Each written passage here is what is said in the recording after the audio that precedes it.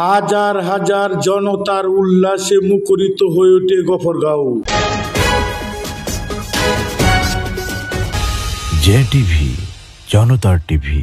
আজ 5 আগস্ট ছাত্র জনতার গণ অভ্যুত্থানে সাবেক প্রধানমন্ত্রী বাংলাদেশ থেকে পালিয়ে যাবার 1 বছর পূর্তি উপলক্ষে বাংলাদেশ সরকার আজ গণ অভ্যুত্থান দিবস পালন করেছে।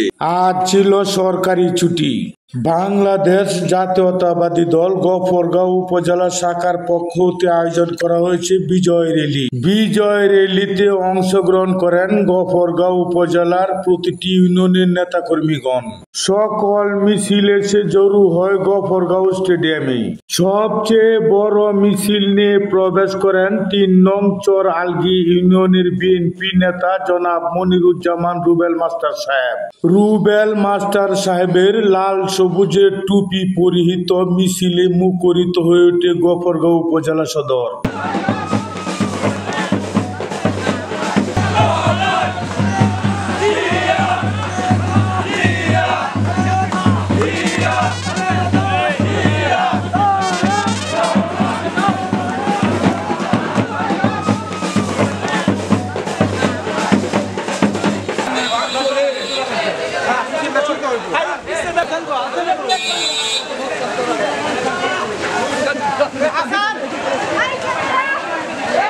গফরগাঁও স্টেডিয়াম লুকে লুকারণ্য হয়ে ওঠে।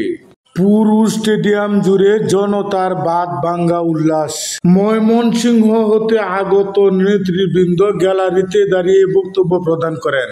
হাজারো জনতার বাদ ভাঙ্গা উল্লাসের মিটিংয়ে অংশগ্রহণ করেন গফরগাঁও উপজেলা বিএনপির প্রবীণ রাজনীতিবিদ, গফরগাঁও বিএনপির অভিভাবক জনাব এবিএম সিদ্দিকুর রহমান সাহেব।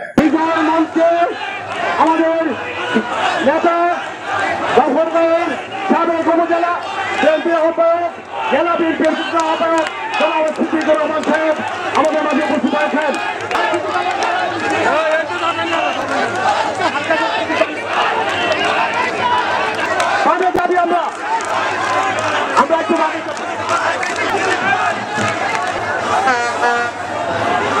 এ সময় উপস্থিত ছিলেন ময়মনসিংহ দক্ষিণ জেলা বিএনপির সিনিয়র যুগ্ম আহ্বায়ক জনাব আলমগীর মাহমুদ আলম সাহেব। আমাদের 5 আগস্ট একটা বিজয়, আর আমাদের সমস্ত বিএনপির নেতৃবৃন্দ, বিএনপির কর্মীবৃন্দ, সমবেত নেতৃবৃন্দ সবাই এক মঞ্চে আসীন হয়েছে। এটা একটা ঐতিহাসিক মুহূর্ত আমরা মনে করি।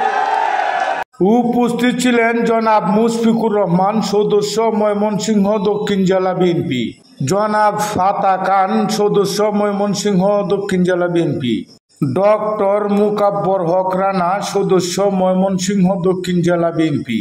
আমাদের যে ভারপ্রাপ্ত চেয়ারম্যান তারেক রহমান ছাড়া এখন থেকে আর কোন স্লোগান আমরা দিব না।